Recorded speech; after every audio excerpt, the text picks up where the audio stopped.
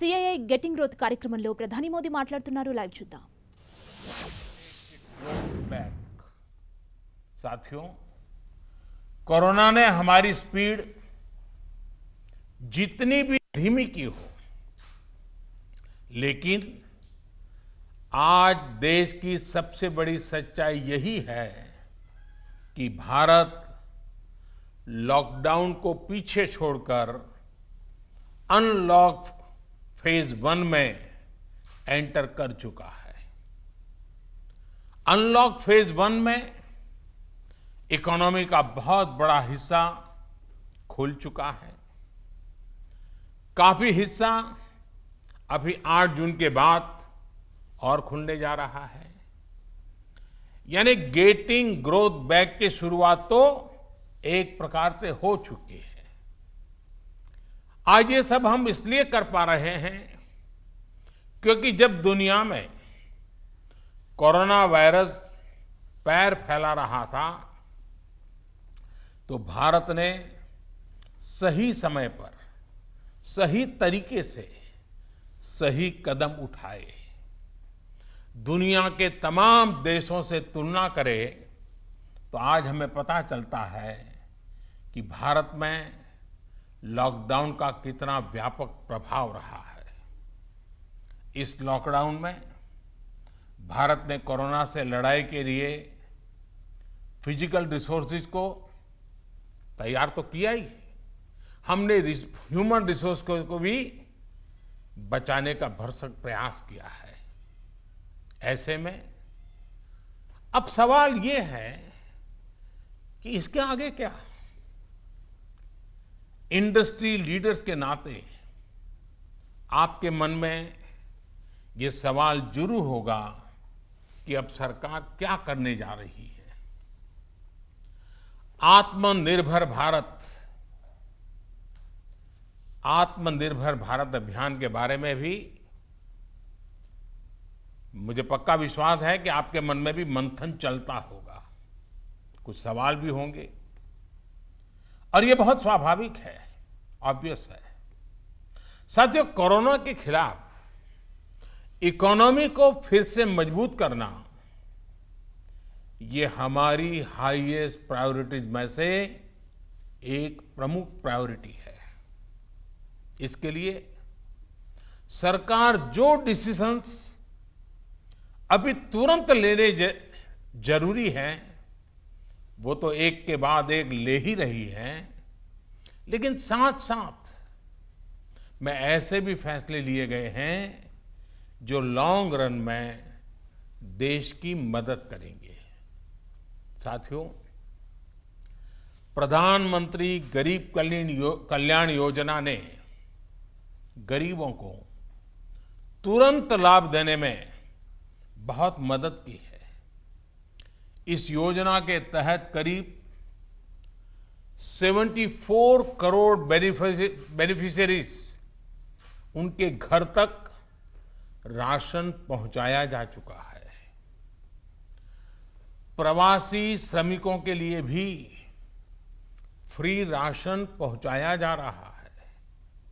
इसके अलावा अभी तक गरीब परिवारों को 53,000 करोड़ रुपीस यानी 53,000 करोड़ रुपए से ज्यादा की फाइनेंशियल असिस्टेंस दी जा चुकी है. महिलाएं हो, दिव्यांग हो, बुजुर्ग हो, श्रमिक हो, हर किसी को इससे लाभ मिला है. लॉकडाउन के दौरान सरकार ने गरीबों को 8 करोड़ से ज्यादा गैस सिलेंडर उनके घर तक मुफ्त में पहुंचा दिया है.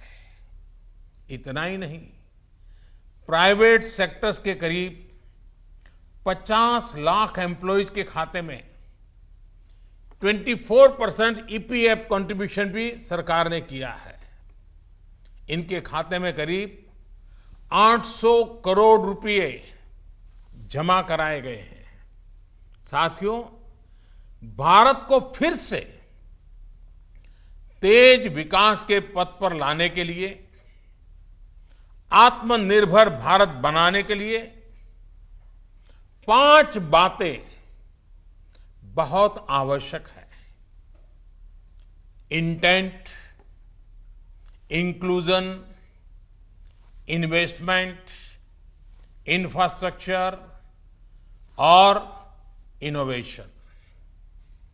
हाल में जो बोल्ड फैसले लिए गए हैं, उसमें भी आपको इन सभी की झलक मिल जाएगी।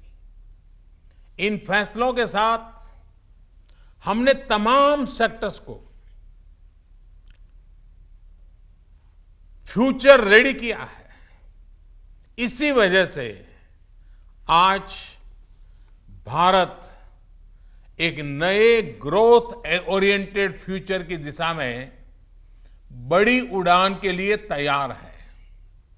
साथियों, हमारे लिए रिफॉर्म्स ये कोई रैंडम या स्कैटर्ड डिसीजन नहीं रहे हैं।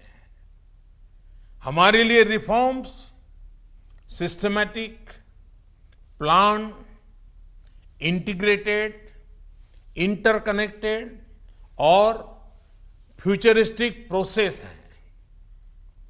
हमारे लिए रिफॉर्म्स का मतलब है फैसले लेने का साहस करना और उन्हें लॉजिकल कंक्लूजन तक ले जाना।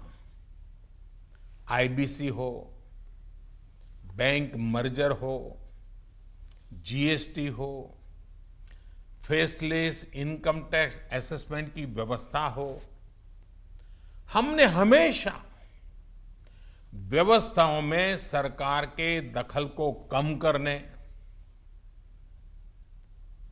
और मैंने तो लाल किले पर भी कहा था कि लोगों से, जिंदगी से सरकार को जितना हम कम कर सकते हैं हम करना चाहते हैं।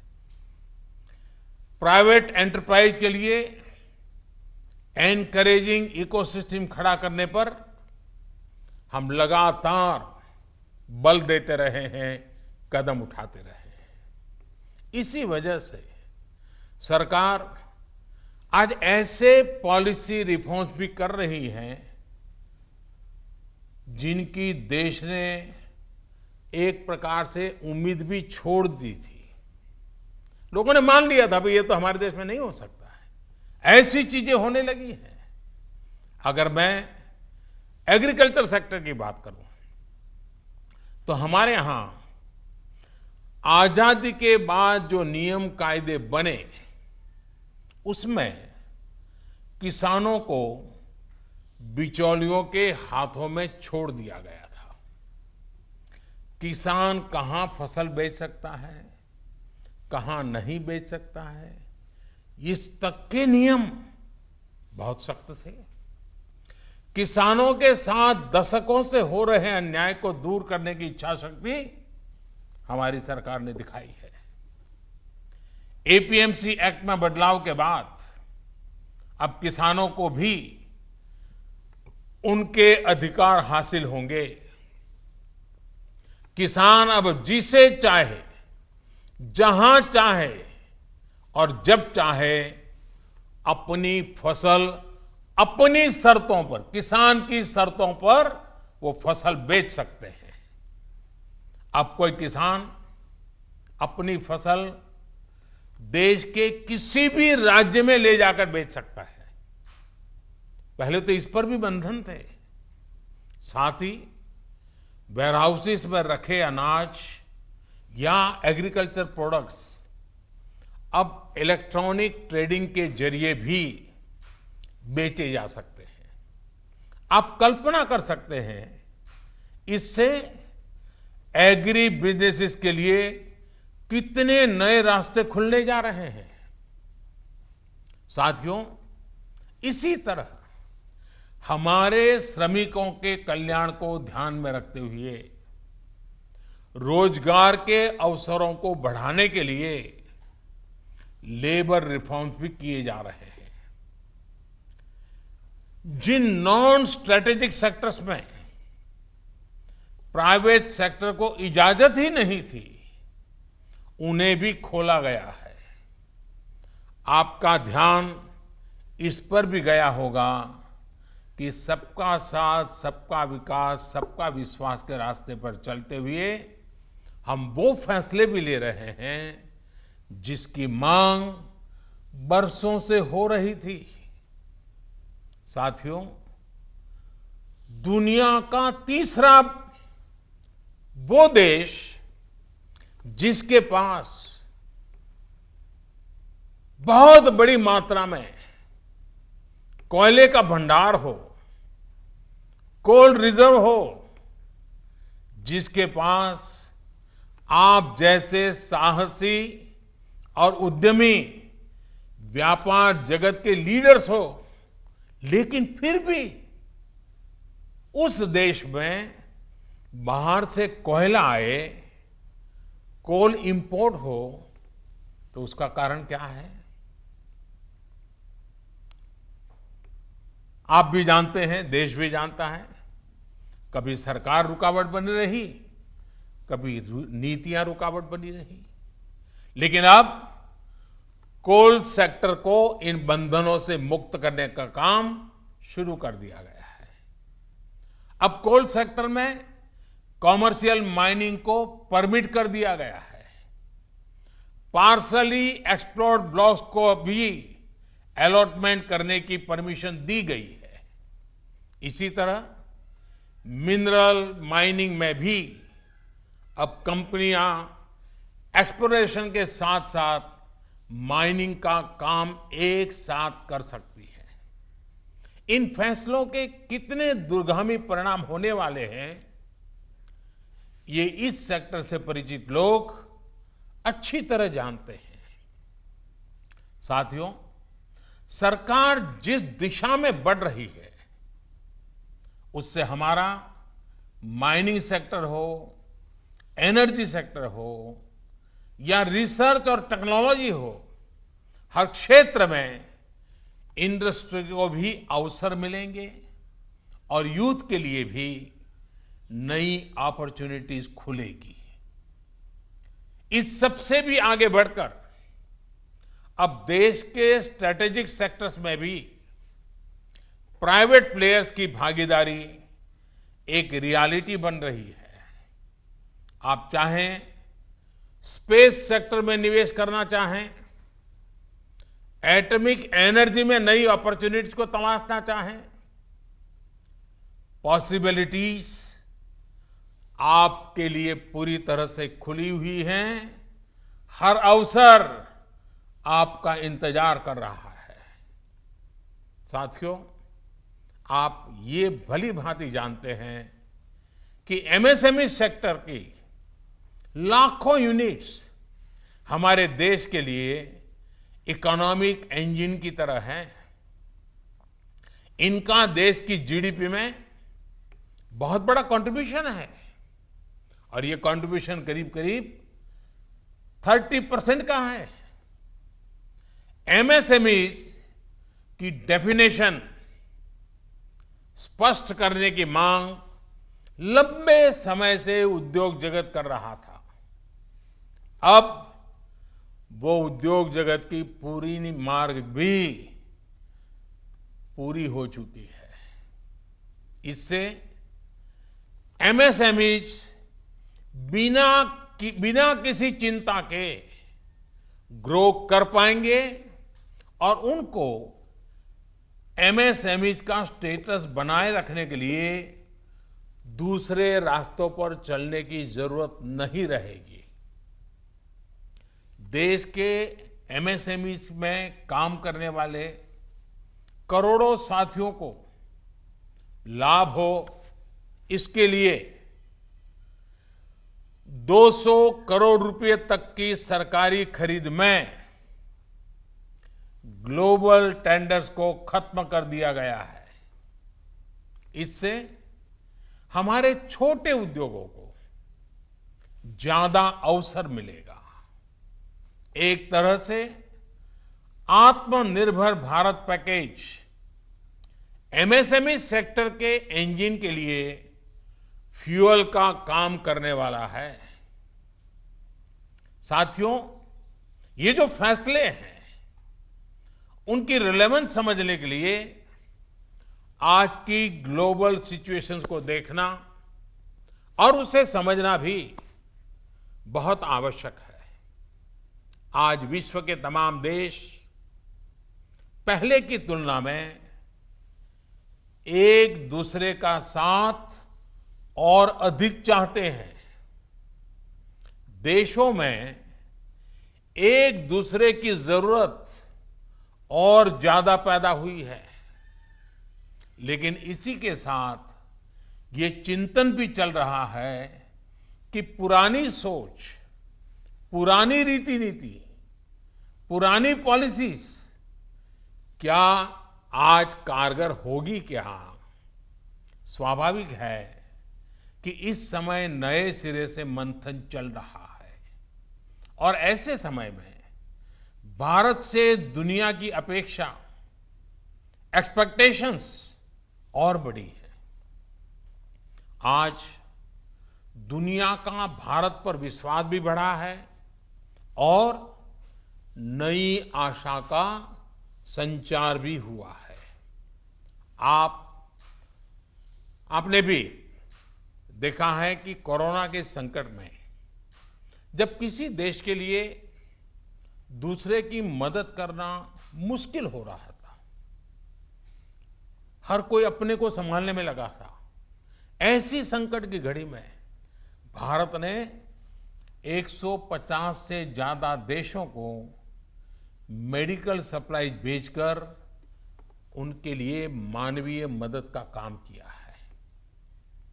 साथियों, world is looking for a trusted, reliable partner. Bharat में पोटेंशियल है, स्ट्रेंथ है, एबिलिटी है।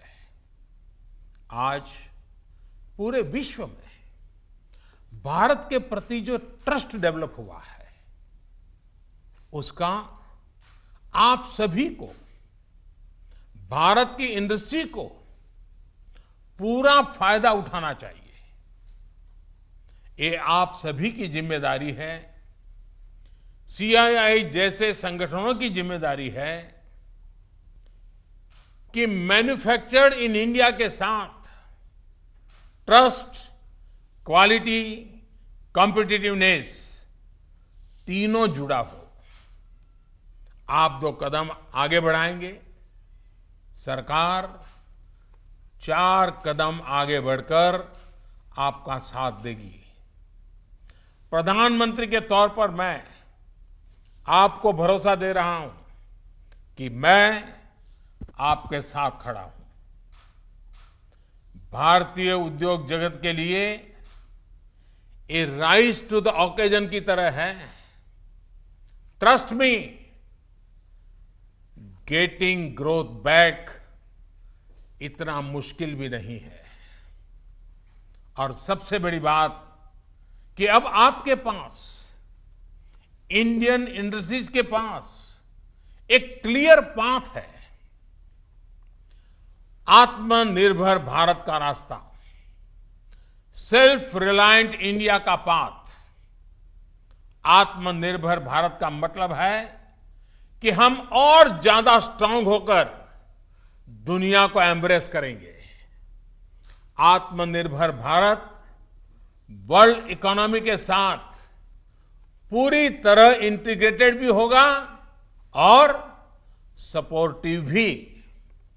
लेकिन ध्यान रखिएगा, आत्मनिर्भर का मतलब ये भी नहीं है कि हम स्ट्रैटेजिक क्षेत्रों में किसी पर निर्भर रहें। हम उस स्थिति में नहीं रहना चाहते। It is about creating strong enterprise in India, enterprises that can become global forces. It is about generating employment. It is about empowering our people to come out and create solutions that can define the future of our country.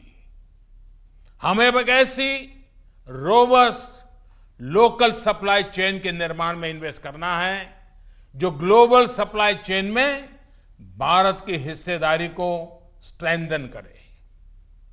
इसी अभियान में CII जैसी दिग्गज संस्था को मुझे लगता है आपको भी पोस्ट कोरोना नई भूमिका में आगे आना होगा। अब आपको चैंपियंस ऑफ इंडिजिनस इंस्पिरेशंस बनकर आगे आना है। आपको डोमेस्टिक इंडस्ट्रीज की रिकवरी को फैसिलिटेट करना है, नेक्स्ट लेवल ग्रोथ को आसिस्ट करना है, सपोर्ट करना है। आपको इंडस्ट्री को, अपने मार्केट को ग्लोबली एक्सपांड करने में मदद करना है। साथियों, अब जरूरत है कि देश में ऐसे प्रोडक्ट्स बने जो मेड इन इंडिया हो, मेड फॉर द वर्ल्ड हो। कैसे हम देश का आयात कम से कम करें, इसे लेकर क्या नए लक्ष्य तय किए जाएं, उस पर सोचने की जरूरत है। हमें तमाम सेक्टर्स में प्रोडक्टिविटी बढ़ाने के लिए अपने टारगेट तय करने ही होंगे। यही संदेश मैं आज इंडस्ट्री को देना चाहता हूं और देश यही अपेक्षा भी आपसे रखता है। साथियों, देश में मैन्युफैक्चरिंग को, मेक इन इंडिया को रोजगार का बड़ा माध्यम बनाने के लिए आप जैसे तमाम इंडस्ट्री के संगठनों से चर्चा करके ही कई प्रायोरिटी सेक्टर्स की पहचान की गई है। इनमें से furniture, air conditioner, leather and footwear, in 3 sectors पर काम शुरू भी हो चुका है। सिर्फ एयर कंडीशनर को लेकर ही हम अपनी डिमांड का 30% से अधिक इंपोर्ट करते हैं। इसको हमें तेजी से कम करना है। इसी तरह दुनिया का दूसरे सबसे बड़ा लेदर प्रोड्यूसर होने के बावजूद ग्लोबल एक्सपोर्ट में हमारा शेयर बहुत कम है। साथियों, कितने ही सेक्टर्स हैं जिसमें हम बहुत अच्छा कर सकते हैं। बीते सालों में आप सभी साथियों के सहयोग से ही देश में वंदे भारत जैसी आधुनिक ट्रेनें बनी हैं। देश आज मेट्रो के कोच निर्यात कर रहा है। इसी तरह मोबाइल फोन मैन्युफैक्चरिंग हो, डिफेंस मैन्युफैक्चरिंग हो, अनेक क्षेत्रों में इंपोर्ट पर हमारी डिपेंडेंस को कम करने का प्रयास लगातार चल रहा है। और मैं बहुत गर्व से कहूंगा कि सिर्फ 3 महीने के भीतर ही पर्सनल प्रोटेक्टिव इक्विपमेंट पीपीई, इसकी सैकड़ों करोड़ की इंडस्ट्री आप ही लोगों ने खड़ी की है। 3 महीने पहले भारत में एक भी पीपीई नहीं बनती थी। आज भारत एक दिन में 3 लाख पीपीई किट बना रहा है, तो ये हमारे उद्योग जगत का ही सामर्थ्य है। आपको इसी सामर्थ्य का इस्तेमाल कर हर सेक्टर में आगे बढ़ना है। मेरा तो सीआईआई के तमाम साथियों से ये भी आग्रह है कि रूरल इकोनॉमी में इन्वेस्टमेंट और किसानों के साथ पार्टनरशिप का रास्ता खुलने का पूरा लाभ आप लोगों ने उठाना चाहिए। अब तो गांव के पास ही लोकल एग्रो प्रोडक्ट्स के क्लस्टर्स के लिए जरूरी इंफ्रास्ट्रक्चर तैयार किया जा रहा है। इसमें सीआईआई के तमाम मेंबर्स के लिए बहुत अपॉर्चुनिटीज है। साथियों, फार्म हो, फिशरीज हो, फूड प्रोसेसिंग हो, फुटवेयर हो, फार्मा हो, अनेक सेक्टर्स में अनगिनत अपॉर्चुनिटीज के गेट आपके लिए खुले हैं।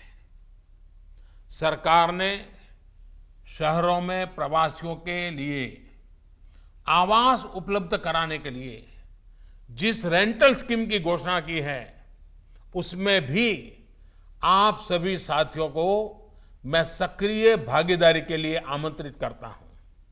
साथियों, हमारी सरकार प्राइवेट सेक्टर को देश की विकास यात्रा का पार्टनर मानती है।